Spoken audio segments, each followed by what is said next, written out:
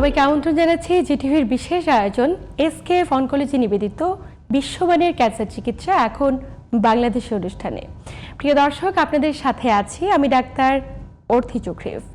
চলছে মুসলিম ধর্মাবলম্বীদের সবচেয়ে বড় আত্মশুদ্ধি কিংবা সংযমের মাস পবিত্র মাহে রমজান। দর্শকের পুরো রমজান মাস জুড়ে আমাদের খাদ্যাভ্যাস কিংবা জীবনযাত্রায় খানিকটা পরিবর্তন আসে। তবে যারা ক্যান্সারে আক্রান্ত রোগী তাদের ক্ষেত্রে খাদ্যাভ্যাস, রোজা পালন কিংবা সঠিক পুষ্টির সমন্বয় করাটা অত্যন্ত গুরুত্বপূর্ণ। তবে একজন ক্যান্সার সার্ভাইভার কিংবা ক্যান্সারে আক্রান্ত রোগী কী করে এই পুষ্টির সমন্বয় করতে পারে পুরো রমজান মাস জুড়ে, আজ আমরা কথা বলবো এই গুরুত্বপূর্ণ বিষয়টি নিয়ে। এবং আলোচনা করবার জন্য স্টুডিওতে আমাদের সাথে উপস্থিত আছেন ক্যান্সার বিশেষজ্ঞ ডাক্তার এস.এম. নাজমুল আলম, যিনি সহকারী অধ্যাপক ক্যান্সার বিভাগ, টাঙ্গাইল মেডিকেল কলেজ ও হাসপাতাল। স্যার, স্বাগত আমাদের আজকের আয়োজনে। জি, আপনাকে অসংখ্য ধন্যবাদ এবং গাজী টিভিকে অসংখ্য ধন্যবাদ আমাকে এই প্রোগ্রামে যুক্ত করার জন্য। আপনাকেও ধন্যবাদ। স্যার, আজ আমরা কথা বলবো যে ক্যান্সারে আক্রান্ত রোগীদের ক্ষেত্রে খাদ্যাভ্যাস, জীবনযাপন পদ্ধতি অনেক কিছু জানবো। তবে ক্যান্সারের রোগীদের ক্ষেত্রে সবচেয়ে বড় যে প্রশ্নটি থাকে যে কারা রোজা পালন করতে পারবে এবং কাদের ক্ষেত্রে রোজা পালনে নিষেধাজ্ঞা রয়েছে, একজন ক্যান্সার বিশেষজ্ঞ হিসেবে আপনার পরামর্শ কি থাকবে? জি, ধন্যবাদ। অত্যন্ত গুরুত্বপূর্ণ কোশ্চেন। চলছে রমজান মাস, আত্মসংযমের মাস। এই মাসে আমাদের যে ক্যান্সার পেশেন্টরা আছেন তারা অহরহই আমাদের যে কোশ্চেনটি করে থাকেন সেটা হলো যে আমরা রোজা রাখতে পারবো নাকি। তো আমরা দেখছি যে যারা সাধারণত কেমোথেরাপি পাচ্ছেন অথবা রেডিওথেরাপি পাচ্ছেন, সেক্ষেত্রে যারা কেমোথেরাপির আগের দিন অথবা কেমোথেরাপির দিন অথবা কেমোথেরাপি শেষ হয়ে গেলে প্রথম 2 থেকে 3 দিন আমরা রোজা রাখতে না করছি, এবং এরপরে যদি উনি শারীরিকভাবে সুস্থ থাকেন তাহলে বলছি যে যদি আপনি শারীরিকভাবে সুস্থতা বোধ করেন তাহলে কিন্তু আপনি রোজা রাখতে পারবেন। এবং যে পেশেন্টগুলো রেডিওথেরাপি পাচ্ছে তাদের আমরা বলছি যে রেডিওথেরাপি চলাকালীন অবস্থায় আপনার রোজা রাখার প্রয়োজন নেই।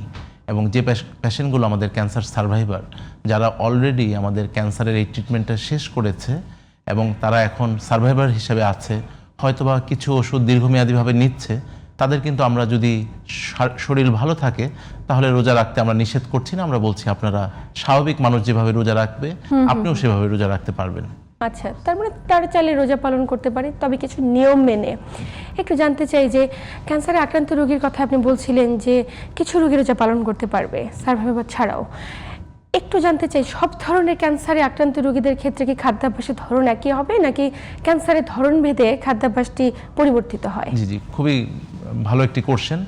এটির উত্তর হলো যে যখন একজন ক্যান্সার রোগী থাকেন তখন আমরা খাদ্যাভ্যাসের বেশ কিছু নিয়ম দিয়ে দিই ওনাকে। সাধারণত ক্যান্সার ভেদে এগুলো আলাদা হয় না, সব ক্যান্সারে একই রকমভাবেই আমরা বলি। যেমন আমরা সবসময় নিরুৎসাহিত করি হোটেলের খাবার খেতে, ভাজা পোড়া খাবার খেতে, সিদ্ধ খাবার খেতে। আমরা সবসময় বলি বাসার তৈরি যে খাবারটা, বাসায় যে খাবারটা তৈরি হচ্ছে, আপনি সেই ধরনের খাবার, যে কোনো খাবারই বাসার তৈরি খাবার আপনি নিতে পারবেন। আপনি শাকসবজি খেতে পারবেন, আপনি ফলমূল খেতে পারবেন, আপনি বাসার তৈরি প্রোটিন, কার্বোহাইড্রেট, ফ্যাট যে ফুডগুলো হচ্ছে সবগুলো ফুডই আপনি নিতে পারবেন।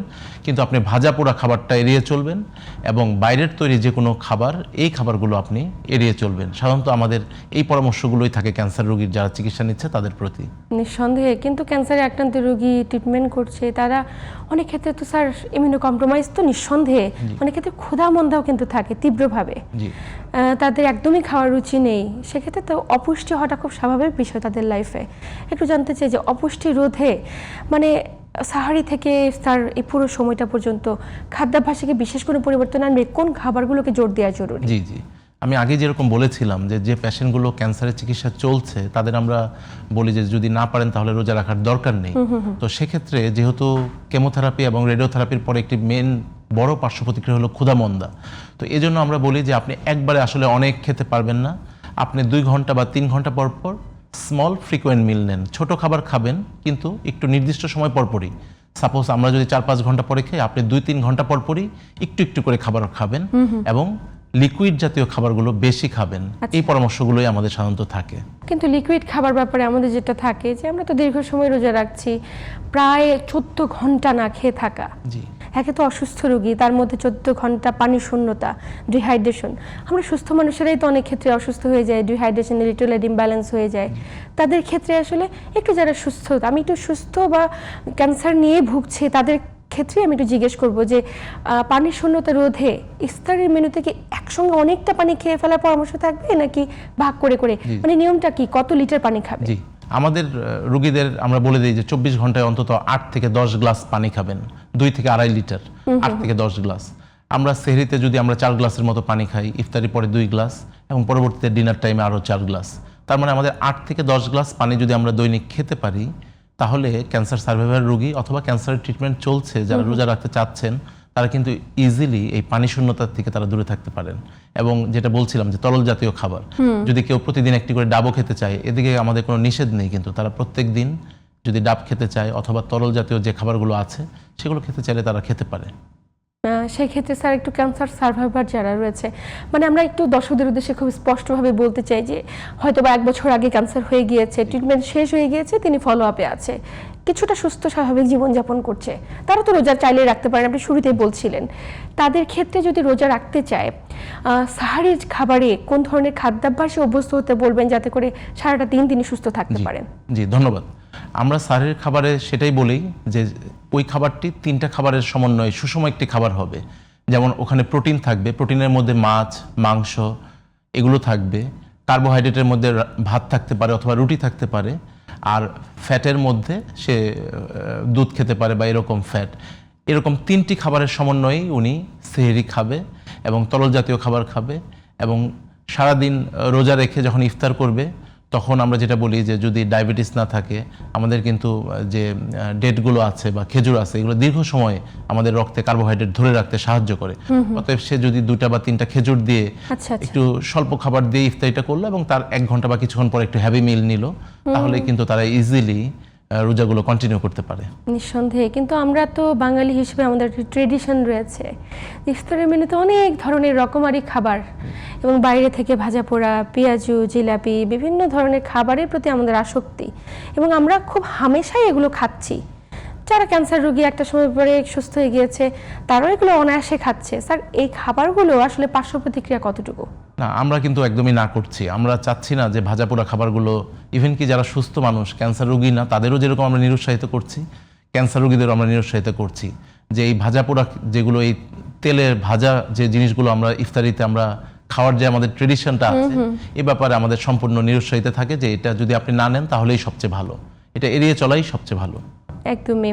এবং অনেকেই দেখা যায় এই সমস্ত খাবারগুলো খেয়ে পরবর্তীতে বুকে জ্বালা পোড়া, পেট ফাঁপা এবং কোষ্ঠকাঠিন্যজনিত জটিলতায় ভুগছে। যাদের কোষ্ঠকাঠিন্য হচ্ছে, আমরা তো বলি ফাইবার সমৃদ্ধ খাবার খাবেন, কিন্তু অনেকে ইসবগুল খেতে চায়, এটিকে আপনি উৎসাহিত করবেন নাকি নিরুৎসাহিত? না, ইসবগুলের ভুসি ইজিলি খেতে পারবে, এগুলো আমরা নিরুৎসাহিত করছি না, এগুলো উৎসাহিতই করছি। এবং একই সাথে যদি কনস্টিপেশন বা কোষ্ঠকাঠিন্য থাকে, তাহলে তারা সবজি জাতীয় যে ফলগুলো আছে, লাউ অথবা আরো গ্রিন ভেজিটেবলস যেগুলো আছে, এগুলো যদি বেশি বেশি খায় এবং পানি যদি বেশি বেশি খায়, তাহলে কিন্তু কোষ্ঠকাঠিন্য সমস্যা থেকে তারা উচ্চাতে পারবে। একদমই তাই। এই তো গেল খাদ্যাভ্যাস, কিন্তু এক্সারসাইজের একটি বিষয় থাকে। সবসময় আমরা প্রত্যেকটি ব্যক্তিকে পরামর্শ দিই, আপনারা দিয়ে থাকেন যে সুস্থ স্বাভাবিক জীবনযাপন করতে হলে অবশ্যই নিয়মিত এক্সারসাইজ, হাঁটা চলার বিকল্প কিছু নেই। কিন্তু সারাদিন রোজা রেখে অনেকে আসলে পারে না বা অনেকে উৎসাহিত হয় না। আসলে কি এক্সারসাইজ করা উচিত নাকি বিরত রাখবে? জি, আমরা ক্যান্সার পেশেন্ট, যে পেশেন্টগুলো এখন ট্রিটমেন্ট চলছে, তাদের তো আমরা বলি যে যদি কেমোথেরাপির আগের দিন বা কেমোর দিন বা কেমোর 3 দিন পরে এই সময়গুলো রোজা রাখবে না, পরবর্তী সময় রোজা রাখবে। তো আসলে ওই সময়গুলো আমরা সাধারণত কেমোথেরাপি চলাকালীন অথবা রেডিওথেরাপি চলাকালীন আমরা খুব স্ট্রিক্টলি বলি না যে আপনি এক্সারসাইজের মধ্যে থাকেন। কিন্তু যে পেশেন্টগুলো সার্ভাইভার, তাদের কিন্তু আমরা ইচ অ্যান্ড এভরি পেশেন্টকে আমরা অ্যাডভাইস দেই যে আপনি লাইফ স্টাইলে প্রত্যেক দিন আধা ঘন্টা করে এক্সারসাইজ করবেন এবং সপ্তাহে অন্তত 5 দিন এই এক্সারসাইজটা আপনি কন্টিনিউ করবেন। নিম্নপক্ষে আধা ঘন্টা আপনি এক্সারসাইজ করবেন। আচ্ছা, মানে প্রতিদিন তিনি চাইলে এটা করতে পারে, তাতে করে কোনো পার্শ্ব প্রতিক্রিয়া বা ক্ষতি হওয়ার কোনো সম্ভাবনা নেই। স্যার, একটি বিষয় জানতে চাই, আপনি তো কেমোথেরাপির কথা বলছিলেন, অনেকে কেমোথেরাপি নিচ্ছে, মানে এত ভয় পায় কেন, সবাই এত আতঙ্কিত কেন কেমো নিতে গেলে? অনেকে দেখা যায় মনে করে যে এটি হয়তো বা যন্ত্রণা দেওয়ার কোনো পদ্ধতি, কেমোর কথা ভেবে 1টা বা 2টা নেওয়ার পরে বন্ধ করে দেয়, আবার অনেকে দেখা যায় নেওয়া শুরুই করে না। আপনি তো নিয়মিত এই রোগীগুলোর সঙ্গে অভ্যস্ত জীবনযাপন করছেন, আপনি কি বলতে চান দর্শকদের উদ্দেশ্যে? না, একটা ভয় যেটা হলো কেমোথেরাপির খুব বড় একটি পার্শ্ব প্রতিক্রিয়া হলো বমি বমি ভাব বা বমি হওয়া। আরেকটা পার্শ্ব প্রতিক্রিয়া হলো চুল পড়ে যাওয়া।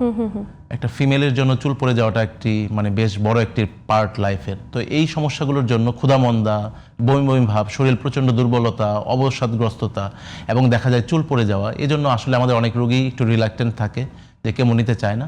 আসলে এই পার্শ্ব প্রতিক্রিয়াগুলো একসময় খুব হতো, কিন্তু এখন সময়ের সাথে তাল মিলিয়ে এগুলো প্রোটেক্ট করার মতো ওষুধগুলো কিন্তু আমাদের হাতে চলে এসেছে। হয়তো আমরা আচ্ছা। চুল পড়া রোধ করতে পারছি না, কিন্তু বমি ভাব, ক্ষুধামন্দা, অবসাদগ্রস্ততা এগুলো কিন্তু আমরা ইজিলি ওভারকাম করতে পারছি এবং ফলশ্রুতিতে কিন্তু রোগীরা এখন কেমো নিতে পারছে এবং খুব সহজে শেষও করতে পারছে। তার মানে আমরা বলতে পারি যে অত্যাধুনিক মেডিসিন চলে এসেছে, কেমন পার্শ্ব প্রতিক্রিয়া রোধ করার জন্য সুন্দর মেডিসিন আছে, চাইলে কেউ অনায়াসে সেগুলো খেয়ে সুস্থ স্বাভাবিক জীবনযাপন করতে পারে। স্যার একটি ভিন্ন প্রসঙ্গে আলোচনা করতে চাই যে যখন ক্যান্সার শনাক্ত হয় আমরা তো মানসিকভাবে অনেক বেশি ক্ষতিগ্রস্ত হয়ে পড়ি, বা একটা ভয়, একটা আতঙ্ক কিংবা একটা তীব্র যন্ত্রণাবোধ কাজ করে ভিতরে। পরিবারকে আপনি আসলে কিভাবে উৎসাহিত করতে বলবেন, কারণ ক্যান্সার মানে কি মৃত্যু, আপনি কিভাবে ব্যাখ্যা করতে চান?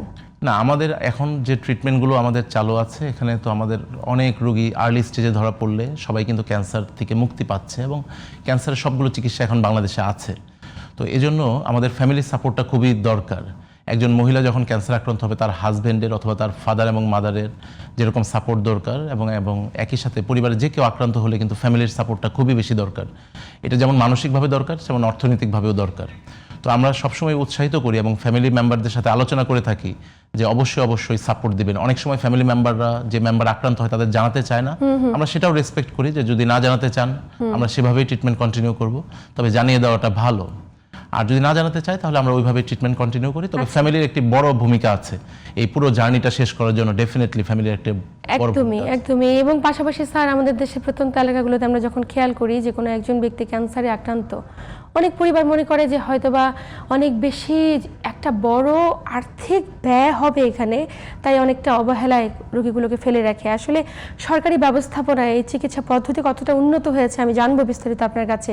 ক্যান্সারের চিকিৎসা পদ্ধতি এবং ক্যান্সারের আসলে কোন জায়গায় আমাদের অপারগতা রয়েছে চিকিৎসা ব্যবস্থা নিয়ে, প্রত্যেকটি বিষয় সম্পর্কে জানা যাচ্ছে। তবে সময় হচ্ছে একটি ছোট্ট বিরতি নেবার।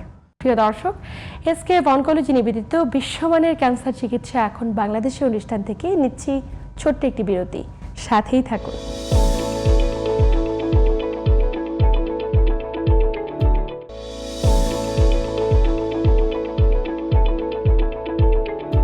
প্রিয় দর্শক, বিরতির পর আবার সবাইকে স্বাগত জানাচ্ছি এসকেএফ অনকোলজি নিবেদিত বিশ্বমানের ক্যান্সার চিকিৎসা এখন বাংলাদেশের অনুষ্ঠানে। আপনাদের সাথে আছি আমি ডাক্তার অর্থি জুখরিফ এবং আমার সাথে আছেন একজন ক্যান্সার বিশেষজ্ঞ। স্যার, বিরতির পর আবার স্বাগত আমাদের আজকের আয়োজনে। জি, ধন্যবাদ। বিরতির আগে কথা বলছিলাম যে এই যে এত ব্যক্তি ক্যান্সারে আক্রান্ত হচ্ছে, অনেক ক্ষেত্রে তারা সচেতন নয়, কিংবা যদি ক্যান্সার শনাক্ত হয় একটু যারা নিম্নবিত্ত বা মধ্যবিত্ত পরিবারের ব্যক্তি সচেতন হচ্ছেন বা শনাক্ত হচ্ছেন, তারা দেখা যায় ওই রোগী থেকে নেগলেক্টের অবস্থায় ফেলে রাখে, মনে করে হয়তো বা আর্থিক ব্যয় বহন করার ক্ষমতা তাদের নেই। আসলে বাংলাদেশের সরকারি ব্যবস্থাপনায় চিকিৎসা পদ্ধতিতে আমরা কতটুকু এগিয়ে রয়েছি? জি, ধন্যবাদ। খুবই গুরুত্বপূর্ণ একটি কোশ্চেন।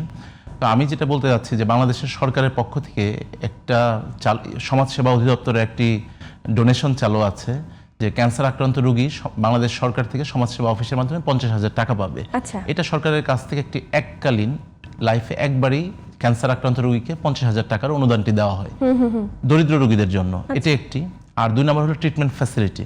ট্রিটমেন্ট ফ্যাসিলিটি আসলে এখন পর্যন্ত বিভাগীয় শহর অথবা জেলা পর্যায়ে, উপজেলা পর্যায়ে অথবা ইউনিয়ন পর্যায়ে কিন্তু ক্যান্সারের চিকিৎসাটা ওইভাবে স্প্রেড হয়নি। ইভেন কি কিছু কিছু জেলা পর্যায়েও যেখানে মেডিকেল কলেজ হাসপাতাল নেই সেখানেও কিন্তু এই চিকিৎসাটা এখনো অপ্রতুল। আচ্ছা। তো দেখা যাচ্ছে যে ক্যান্সার যখন আক্রান্ত হচ্ছে মেডিকেল কলেজ অথবা ঢাকা অথবা বিভাগীয় শহরমুখী আমাদের রোগীরা হচ্ছে। তো আসলে ডিসেন্ট্রালাইজেশনের খুবই বেশি দরকার। প্রত্যেকটা জেলা শহরেই ক্যান্সারের চিকিৎসাটা অ্যাভেলেবল করা উচিত, যাতে মানুষ বিভাগীয় শহর অথবা ঢাকামুখী না হয়। একদমই। এই জায়গাতে আমাদের অপূর্ণতা কাটানোর জন্য অবশ্যই সরকার সচেতন হবেন।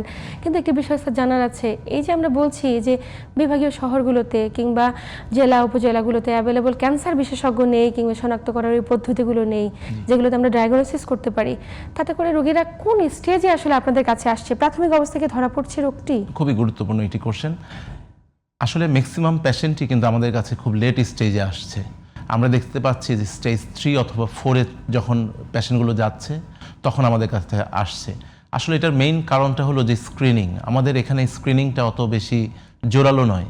বাংলাদেশ সরকারের স্ক্রিনিং অনেক ক্ষেত্রেই চালু আছে, ব্রেস্ট ক্যান্সার, জরায়ুমুখের ক্যান্সার, এই ক্যান্সারগুলোর স্ক্রিনিং কিন্তু চালু আছে। কিন্তু আমরা ওই পর্যায়ে বা ওই মাস পপুলেশনে আমরা রিচ করতে পারিনি যেখানে সবাইকে আমরা এই স্ক্রিনিংয়ের আওতায় আনতে পারছি।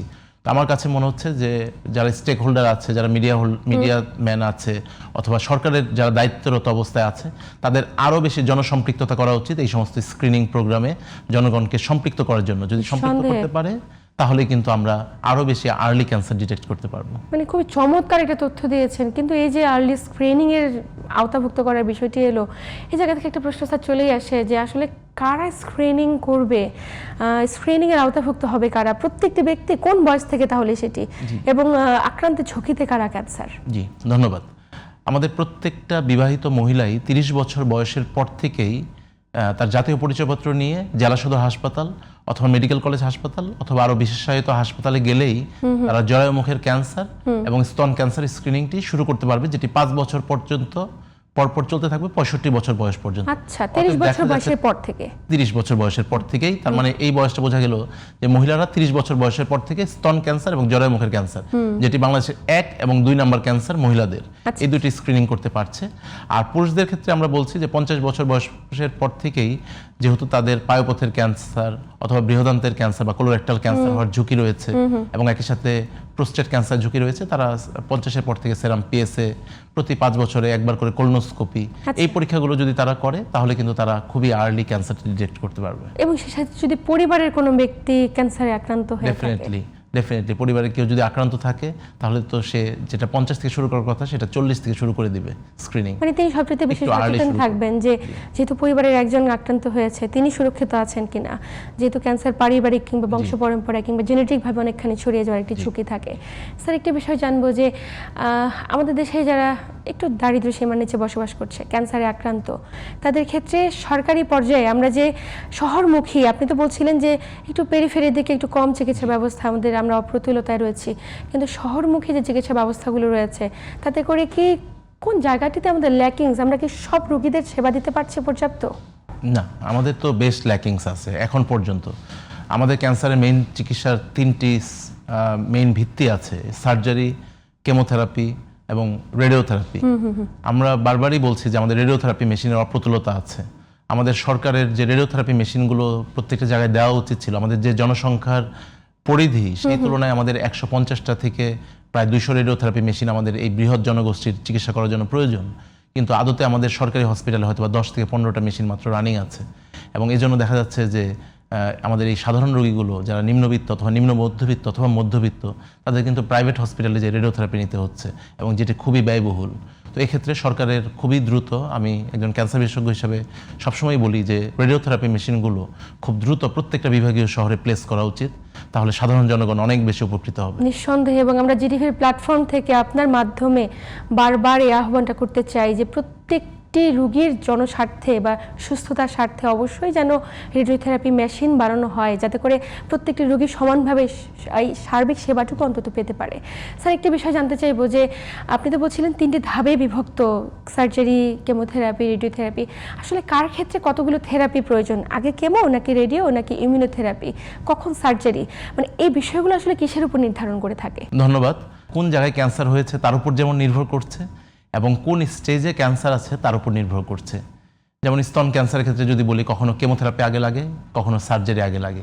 এটা আসলে স্তন ক্যান্সারের ধরন এবং স্তন ক্যান্সারটা কোন পর্যায়ে আছে তার উপর নির্ণয় করে কখনো আমরা আগে সার্জারি করছি, কখনো আগে কেমোথেরাপি দিচ্ছি। আরেকটা যদি বলি যে পায়ুপথের ক্যান্সার, এটারও সেম, যে কোন স্টেজে আছে। যদি আর্লি স্টেজ হয় তাহলে আমরা আগে সার্জারি করে ফেলি, যদি একটু স্টেজ 3-র মতো হয়, লোকালি অ্যাডভান্স, তাহলে কিন্তু আমরা আগে কেমোথেরাপি এবং রেডিওথেরাপি নিয়ে যাই, পরে আবার সার্জারি নিয়ে আসি। এটা আসলে স্টেজের উপর ডিপেন্ড করে যে রোগীটার কন্ডিশন কি, এবং বেশিরভাগ ক্ষেত্রে যেহেতু লেট স্টেজে আসে তখন হয়তোবা জটিলতা অনেকখানি বেড়ে যায়, সার্জারি সহ সমস্ত কিছু ইনভলভ করতে হয়, তখন আর উপায় থাকে না। তাই প্রাথমিক অবস্থায় রোগগুলোকে শনাক্ত করাটা খুব জরুরি। স্যার, এই যে কেমোথেরাপি দিচ্ছি আমরা, কেমোথেরাপিতে তো একটা মেডিসিনের মাধ্যমে দেওয়া হয়ে থাকে, এই মেডিসিনগুলোকে অনেক বেশি এক্সপেন্সিভ এবং আমাদের দেশে কি অ্যাভেলেবল রয়েছে কিনা? জি ধন্যবাদ। আমাদের এই মেডিসিনগুলো একদম স্বল্প মূল্য থেকে অনেক মূল্য পর্যন্ত আছে এবং এক্সপেন্সিভ, কোনো সন্দেহ নেই। আমাদের যে ওষুধগুলো বাজারে আছে তার চেয়ে তো এই ওষুধগুলো এক্সপেন্সিভ, এবং আমাদের বাংলাদেশে ফার্মাসিউটিক্যালসগুলো এত ভালো গ্রো করেছে যে এখন আমাদের প্রত্যেকটা মেডিসিনই আমাদের বিভাগীয় শহর, জেলা শহরে সব জায়গায় আমাদের অ্যাভেলেবেল আছে। আমরা চাইলেই কিন্তু এই মেডিসিনগুলো ইজিলি পেতে পারি হাতের নাগালে। বাহ, এবং এই জায়গাটাতে অবশ্যই ধন্যবাদ জানাতে চাই সমস্ত ফার্মাসিউটিক্যালসদের, যারা এগিয়ে এসেছে বলে ক্যান্সার চিকিৎসার এই চিকিৎসা ব্যবস্থাটা অনেকখানি উন্নত হয়েছে। তারপর একদম শেষ দিকে চলে এসেছি আমরা, অনেক কিছু জানলাম আপনার মাধ্যমে, তথ্য, অনেক অপ্রতুলতা কিংবা অনেক মানে প্রাপ্তির প্রত্যাশা আমাদের। কিন্তু একটি বিষয় জানা যাচ্ছে যে এই যে ক্যান্সার রোগীগুলো এখন যেহেতু রমজান মাস রোজা পালন করতে চায়, কিংবা যারা ক্যান্সারে ভুগছে রোজা পালনে ইচ্ছুক, তাদের প্রত্যেকের উদ্দেশ্যে আপনার পরামর্শ কিভাবে থাকবে যে কিভাবে তারা সুস্থ স্বাভাবিকভাবে প্রত্যেকটি রোজা পালন করতে পারে? জি জি, ধন্যবাদ। এই সিয়াম সাধনার মাসে আমি যেটা বলতে যাচ্ছি যে পেশেন্টগুলো যে ক্যান্সার বিশেষজ্ঞর আন্ডারে আছে, ওনার সাথে আপনি পরামর্শ নিয়ে, যে উনি যদি বলে যে আপনি রোজা রাখতে পারবেন, তাহলে আপনি অবশ্যই রোজা রাখতে পারেন।